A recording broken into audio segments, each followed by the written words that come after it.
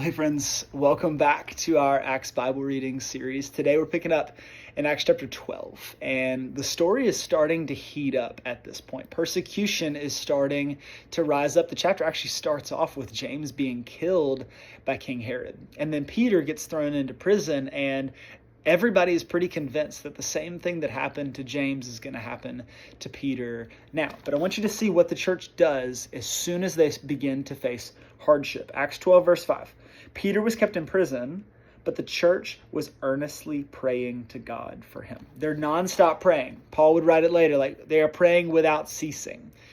And then Peter's thrown into prison, and he's got 16 Roman soldiers that are guarding him to try to sleep at night. He's got one on either side chained to him, and an angel of the Lord shows up. And Peter is really convinced that he's dreaming, that he's seeing a vision, something like that. Well, the angel of the Lord shows up and says, Peter, it's time to go. Like, we got to get out of here.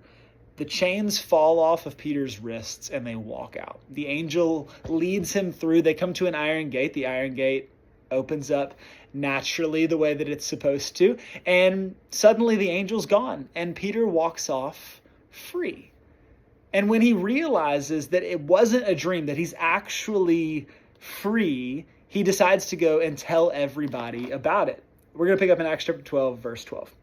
When this had dawned on him that he wasn't dreaming, that this was actually real, he went to the house of Mary, the mother of John, also called Mark, where many people had gathered in, were praying. Peter knocked at the outer entrance, and a servant named Rhoda came to answer the door. When she recognized Peter's voice, she was so overjoyed that she ran back without opening it and exclaimed, "Peter's at the door." "You must be out of your mind," they told her. When she kept insisting that it was so, they said it must be his angel. But Peter kept on knocking, and when they opened the door and saw him, they were astonished. Here's the thing. The church was praying for Peter, but they did not expect the miracle that God was going to bring about.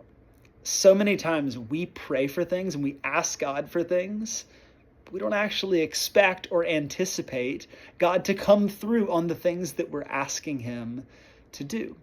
So it makes me wonder, what are you praying for right now?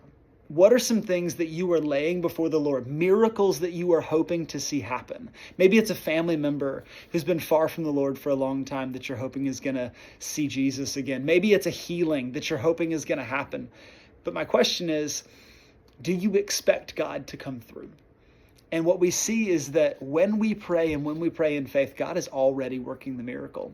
God is already doing the thing. So may you find faith and rest in that. Grace and peace, my friends.